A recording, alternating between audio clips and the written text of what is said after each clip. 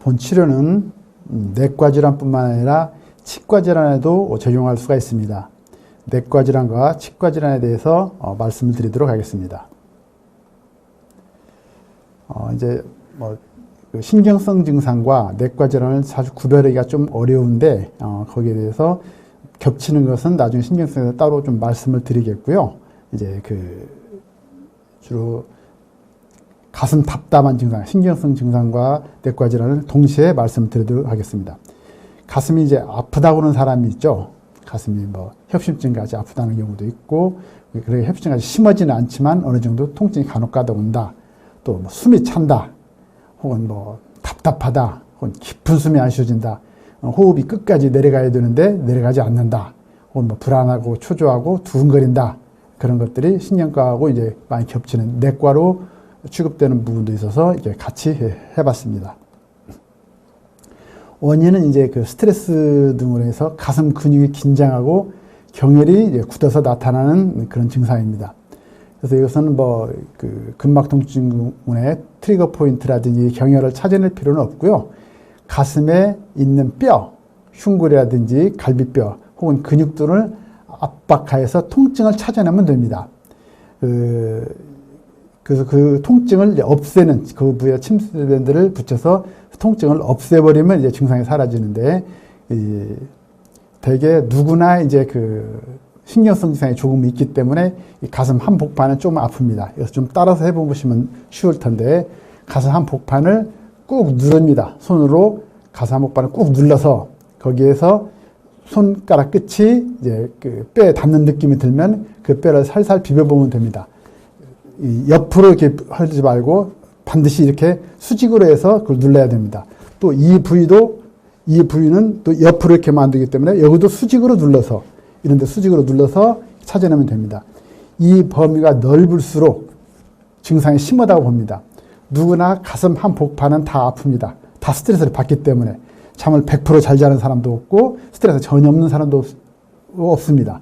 이 부위는 다 아픈데 이 부위가 넓어질수록 그래서 이 사람은 스트레스 증상이 심하구나, 그렇게 생각을 하면 되고, 이 치료는 이 통증 부위를 없애버리면 됩니다. 그래서 이렇게 열의 9은 저렇게 이제 그 가슴 쪽, 갈비뼈 쪽에 뼈에 흉골이나 그 뼈에 나타나고 드물게 복부 쪽으로 나타나는 경우도 있기는 있습니다. 그래서 저런 식으로 붙일 수도 있고, 그것을 이제 이렇게 옷을 붙이기가 너무 힘이 들어서 옷을 만들어서 오랫동안 사용할 수 있게끔 그렇게 만든 것도 있습니다. 그래서 이제 이제 위장장애를 호소하는 사람이 있는데, 만약에 이제 속이 쓰리다 이거예요. 속이 쓰린데, 여러 가지 약을 먹었는데도 잘 듣지도 않는다. 그러면은 이 질환을 의심을 해볼 수가 있습니다. 그러면 이 질환인지 아닌지 어떻게 판단하냐? 나 여기가 속이 타듯이 여기가 쓰리요. 그러면 여기를 눌러보면 됩니다. 이걸 눌러봐서 아픈 데를 다 붙여버리면 속쓰림이 열의 한 7, 8은 바로 그 자리에서 확 가라앉게 됩니다. 쓰림 증상이 사라지게 됩니다. 이게 그 근육만 풀어지면 증상이 사라지는 거기 때문에, 또한 이 치료가 빛의 반응으로 오기 때문에 상당히 빠르게 나타납니다. 그래서 이 통증이 없어질 때까지 치료를 해야 되고, 우리가 스트레스가 심하게 받거나 그러면은 속이 쓰린 이유가 바로 이 근육이 긴장을 해서 그렇습니다. 그래서 이 근육에 대한 치료를 그렇게 이제 하시면 되고요. 배가 옆으로 이렇게 아픈 사람이 있습니다. 옆으로 속이 쓰리거나 혹은 여기에 뭐가 달라붙은 거가 더부룩하다 그래서 간이 이상하네 여러 가지 진단을 하는데, 그것이 아니라 이 부위가 잘못되는데, 여기는 피부를 꼬집어 보거나 근육을 눌러보면 알 수가 있습니다. 아랫배 쪽은 이제 아랫배가 아플 수도 있는데, 아랫배 쪽은 저 부위에 해당될 수가 있고, 위쪽으로 오게 되면은 이제 저희가 속이 더부룩하거나 소화가 잘 안 된다는 가장 많이 나타나는 그 부위인데, 한방에서 말하는 그런 경혈, 중환열이나 그런 데 구애받지 말고 반드시 옆 근육에 복직근이라고 그러죠. 왕자형 그 근육이죠. 거기를 눌러보고 거기를 치료해 주시면 됩니다. 흔히 환자들 보고 배에 힘을 주라고 하면 배에 힘을 잘 못 주는 사람들이 있습니다. 힘이 약해서. 그런 경우를 감안해서 배를 힘껏 내미세요라고 이야기를 하고 거기를 눌러보면은 좀 더 쉽게 찾아볼 수가 있습니다. 즉 복부 근육, 이제 복사근이나 복직근에 긴장이 생겨서 온 건데 복부를 내밀어 보고 하거나 혹은 복부 피부를 살짝 들어 올린 후 피부를 비벼보면 됩니다. 증상이 있는 부분에 따지면 돼요. 만약에 이쪽이 쓰리다면 이쪽만 찾아내면 됩니다. 대신 좀 넓게 찾아내시는 게 좋습니다. 또 붙이는 것도 약간 좀 넓게 붙이면 됩니다. 그래서 이런 경우도 그 수면장애나 스트레스, 이런 신경성 증상이 심한 경우 아주 이제 아까 말씀드렸어요. 신경만 쓰면 속이 쓰래요. 근데 이 치료하니까 어느 정도 나았는데 또 재발을 하네, 또 잘 낫지 않네. 그렇다면은 이런 수면 장애나 신경성 증상이 동반되는 경우가 많기 때문에 같이 치료를 하는 것이 좋습니다. 역류성 위염이라든지 식도염, 소화장애 등 여러 가지가 표현이 되는데 흔히 이제 그 역류성 위염이라고 이제 그 진단을 합니다. 목에 뭐 걸려 있는 것 같은 그 증상을 그렇게 이제 많이 말을 하는데 목이 쓰리지 않는 한은 나중에 따로 말씀드리겠습니다만 위장 장애의 문제가 아니라 이 턱의 문제입니다. 이복근이 잘못돼서 목에 뭐 걸려 있는 것이 생겨날 수가 있습니다. 그런 경우는 착각하지 않고 치료를 해주시기 바랍니다.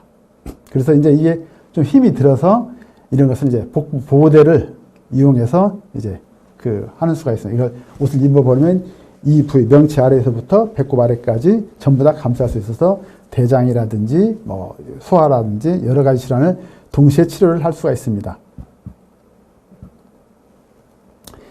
이외에 이 치료로서는 좀 이제 썩 좋은 효과를 볼 수는 없습니다만은 이런 증상이 있습니다. 명치가 답답하다고 표현하는 사람이 있습니다.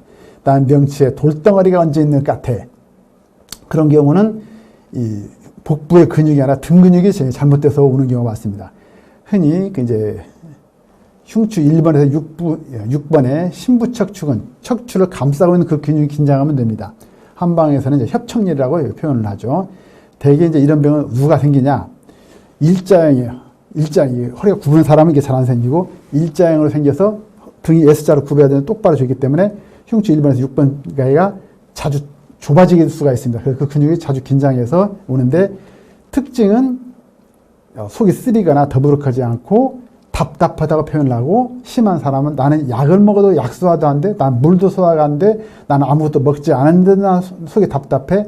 그렇게 표현하는 사람들이 많습니다. 그래서 그것을 일자형이기 때문에 S자형으로 만들기 위해서 이런 운동을 좀 하는 게 좋습니다. 흔히 요가를 많이 하시는 분들은 아는데 몸을 뒤로 제끼는 요가의 쟁기 자세 그런 것들을 하거나 거기를 이제 지압을 해주거나 그래도 도움이 되고요. 그 다음에 이런 경우는 그 근육이 약해졌기 때문에 또 충분한 영양 섭취가 중요합니다. 흔히 병원에서는 이제 먹지 마라, 무조건 소화제 먹지 마라 그러는데 이런 경우는 오히려 먹어서 등 근육을 충분한 영양을 공급하는 것이 좀 더 합리적입니다. 그 부위가 바로 이제 이 부위입니다. 양쪽에 가운데가 아니고 가운데 뼈가 아니고 그 양쪽 옆에서 깊숙이 눌러보면 됩니다. 깊숙이 눌러보면 굉장히 아픈 부위가 나타나는데 여기다 침수연대를 붙여도 되지만 운동이라든지 지압이 좀 더 효과가 있습니다. 이런 경우는 되게 이제 10년, 20년 소화장애를 알았다는 분들이 많습니다. 체형이기 때문에 이 병이 잘 재발을 한다 이거죠. 그래서 이런 경우는 소화는 엄청 안 되는데 내시경을 찍어보니까 큰 문제는 별로 없는데 왜 이렇게 소화가 안 되냐고 호소하느냐 그런 말들을 많이 듣습니다. 오히려 적게 먹기 때문에 위장은 깨끗한 사람들이 오히려 많습니다. 그래서 이런 경우는 이런 운동법 같은 걸 가르쳐 주거나 혹은 지압을 통해서 치료를 하는 것이 좋습니다. 이런 식으로 치료를 하면 되고요. 설사, 변비, 과민성 대장염, 특정 음식 설사에 대해서는 이제 저 아랫배를 하면 됩니다. 말씀드렸듯이 본 치료는 교감신경과 부교감신경이 잘못돼서 나타나는 그 증상을 동시에 치료합니다. 따라서 설사도 이렇게 치료를 하고 변비도 이렇게 치료를 합니다. 우리가 신경만 쓰면 소화하는데 그것이 바로 저 근육이 굳어서 그렇습니다. 그러면 설사는 어떻게 치료가 되느냐? 설사를 치료해 보니까 물을 설사를 쫙쫙 할 때 물이 조금씩 좀 줄어듭니다. 물이. 그러면서 병이 촉촉하게 되고 변비도 이걸로 인해서 생긴 변비 딱딱합니다. 물이 없어집니다. 그래서 아주 딱딱해서 아주 굉장히 이제 고생을 많이 하고 심한 사람의 경우는 저는 자기는 50평생 한 번도 화장실을 제대로 못 갔는데 어쩌다 대변이 한 번 나오면 너무 굵어서 가위로 잘라서 자기는 화장실에 해야 된다는 그런 사람도 이제 봤습니다. 또 하나는 이제 이 치료에 제가 하면서 온 것이 우리가 모유를 먹으면 흔히 설사를 하고 우유를 먹으면 설사를 하면 그 사람이 뭐 몸에 어떤 효소가 부족해서 그렇다. 그렇게 말씀을 많이 하는데 저는 그런 사람들도 이런 치료를 해서 많이 그 설사 대변본 횟수를 줄이거나 설사를 줄인 경우도 있었습니다. 또한 술을 먹기만 하면 설사를 한다. 그런 경우도 이런 이 근육을 치료해서 설사를 멈춘 경우도 있습니다. 이게 하복부 근육이 이제 그 긴장을 해서 그런 거죠. 여기도 배에 힘을 잔뜩 주게 하는 앞통 부위를 꾹꾹 눌러봐야 됩니다. 뚱뚱한 사람은 굉장히 찾기가 힘들어서 아주 꾹꾹 눌러봐서 그 아픈 부위를 찾고 잘 모르게 생겼으면 아까 제가 그 그림에서 보듯이 그 부위를 덮어버리면 됩니다. 또 이것이 뭐 자주 이제 또 뭐 재발하거나 이거 뭐 하거나 그러면은 복부 보호대, 침수 허리 보호대나 복부에 똑같습니다. 그 거꾸로 뒤집어서 이제 사용을 하면 되는데 앞쪽으로 뒤집어서 사용을 하면 돼. 그걸 이용하시면은 대변이 아주 편안하게 잘 나옵니다.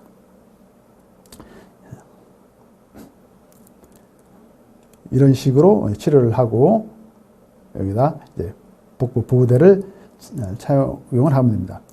또 이것과 이제 상관없이 대변이 가늘게 나와서 고생하는 사람들이 있습니다.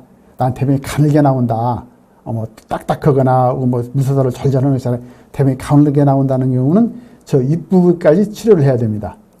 그 복부의 복직근하고 밑에 있는 복사근이 같이 겹쳐서 온 건데 제가 이제 그 한번 임상을 할 때 어떻게 저것을 알게 됐냐면 한번 이제 뭐 배가 뚱뚱하게 나온 이제 그 아주머니 한 분이 오셨는데 자기는 변비래요. 그래서 물어봤더니 변이 가늘게 나온다고 그럽니다. 그래서 변이 가늘게 나오면 그러면은 뭐 눌러보니까 복직근과 양쪽에 그 배꼽 아래쪽에 통증이 있길래 거기에 침을 넣어야 되는데 그때는 이제 침수면도 충분히 만들지 못했을 때고 초기여서 침으로 해야 되겠다고 침을 넣으면 침이 들어가질 않는 겁니다. 근육이 그 단단해서 아무리 해도 침이 들어가지가 않아서 환자가 너무 고통스럽게 그러면 그때 침수밴드를 이제 붙였습니다. 한 일주일 정도 있다가 이제 와서 그 사람이 왔는데 얼굴이 환해지고 배가 쑥 꺼져 있는 거예요. 배가 막 민망할 정도로 배가 많이 튀어나오는데 그것이 쑥 꺼져 있는 그분이 침수밴드를 붙일 때마다 그냥 설사를 쫙쫙 해서 얼마나 시원했는지 모른다고 그런 말씀을 해주셨습니다. 여기도 이 복부 보호대를 착용을 하면 되겠습니다.